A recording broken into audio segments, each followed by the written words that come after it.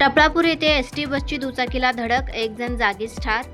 जत सांगली रस्त्यावर डफळापूरपासून 2 किलोमीटर अंतरावर एसटी व मोटरसायकलची समोरासमोर धडक होऊन अपघातात मोटरसायकल चालक शिरीष नामदेव जाधव वय वर्ष 23 राहणार खलाटी तालुका जत हा युवक जागीच ठार झालाय.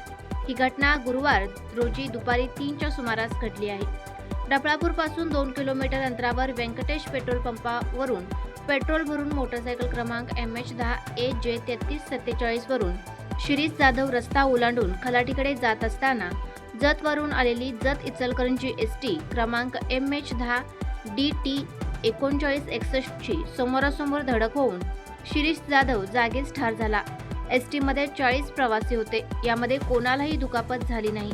हा अपघात इतका भीषण होता की एसटीने मोटरसायकल सुमारे 100 फूट फरफडत नेली होती. मोटरसायकलचे तुकडे तुकडे झाले आहेत. अपघातात शिरीष जाधव हा एसटीच्या पुढील चाकाच्या वरच्या बाजूला अडकून होता. एसटी उजव्या बाजूला नाल्यात जाऊन आदळली. मोटरसायकलचा सांगडा एसटीच्या खाली दबला गेला. एसटीमधील प्रवाशांचे नशीब बलवत्तर असल्याने प्रवासी वाचले. अपघाताच्या ठिकाणापासून 15 फूट अंतरावर विजेचा ट्रान्सफॉर्मर आहे. विजेच्या खांबावर गाडी आदळली असती तर मोठा अनर्थ घडला असता. या घटनेची जत पोलिसात नोंद करण्यात आली आहे.